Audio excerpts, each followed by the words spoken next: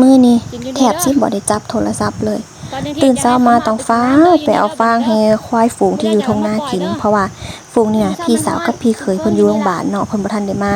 แล้วก็หลานชายก็ยากพาคนงานไปใส่มันเพราะว่ามันได้ตั้งเข้าว่าสิเฮ็ดแล้วก็เลยจ้างคนเฮ็ดให้มันแล้ว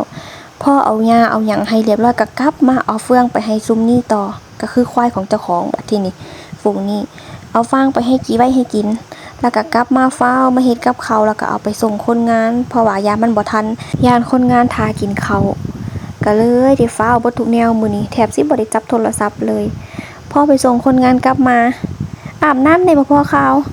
ต้องไปปล่อยควายเลี้ยงอีกฝูงนั้นคือเก่านั่นล่ะแต่ว่าตอนแรกปล่อยเลี้ยงบ่ได้ให้เอาเฟืองให้กินแล้วก็เอาหลานไปนำ2คนบัดทีนี้วุ่นวายคักสารวนวุ่นวาย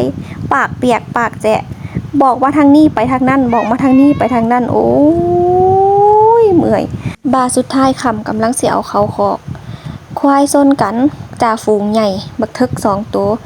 แยกจนเมื่อยสรุปเจ็บมือพองเกือบนิ้วขาดพี่น้องเอ้ยพอละเมื่อยคักถ้าบ่แยกออกนะมีซนกันตายแยกจนเมื่อยเจ็บเจ้าของอีกต่างหาก